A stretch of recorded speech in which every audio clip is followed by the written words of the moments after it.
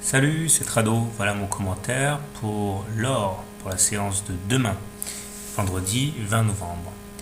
Alors la séance d'aujourd'hui est rassurante parce que malgré une attaque en règle de la part des ours sur le roi des métaux, eh bien la chute a pris fin au contact d'une convergence de supports, en l'occurrence la M7, aidé en cela par le bas du canal jaune, et ce qui nous a permis également de faire un pullback sur l'ancienne oblique mauve qui a pendant longtemps bloqué les cours. Le fait qu'on ait décidé, que les intervenants aient décidé de réinitier une hausse sur ces niveaux montre que tapis dans l'ombre des acheteurs guettaient. Alors les indicateurs techniques change un petit peu d'orientation mais rien de déterminant puisque le stochastique croît son signal, mais étant donné que nous sommes en zone de surachat, cela reste très bien orienté. Le momentum croît vers le nord. La divergence qui existait baissière n'a pas encore été véritablement payée, mais si on inscrivait un plus haut, on invaliderait cette divergence de momentum. Quant au MACD, il est toujours croissant et n'a même pas réalisé finalement l'ampleur de l'attaque de ce matin, ce qui est plutôt bien. Alors la M20 est elle-même croissante, et comme nous sommes au-dessus d'une M7 et d'une M20 croissante, au regard des trading systems les plus simples, nous sommes en tendance clairement haussière. Nous espérons toujours, je parle pour les haussiers, aller percuter à un moment ou à un autre le haut du canal noir. Alors comment trader l'or demain ?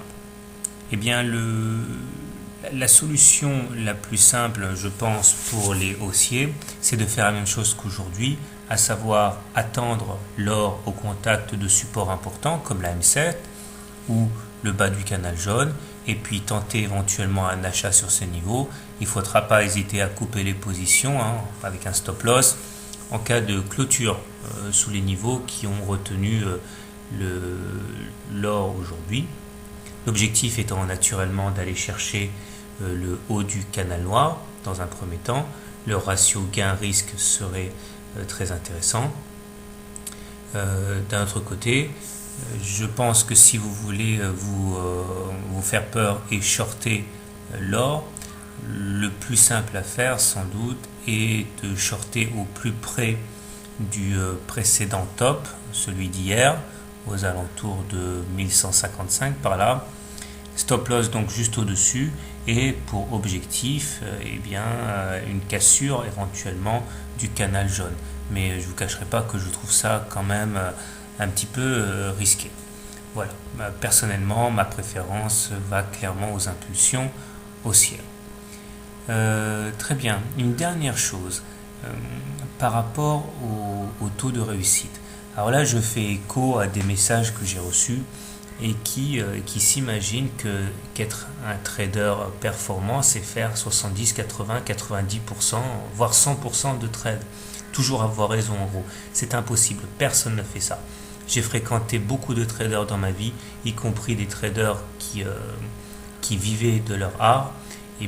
Aucun d'eux ne pouvait se prévaloir en trading, aucun, d'un taux de réussite de plus de 65%, 66%. Les meilleurs traders, ceux qui sont recrutés par les grandes institutions, ne font pas 70%, ils font 65-66%.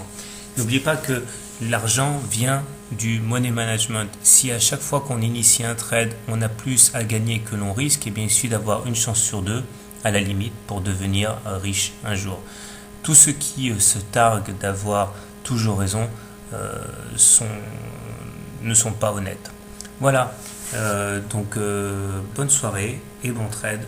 Et désolé pour la digression, mais il fallait que je dise un mot par rapport à ça. Au revoir.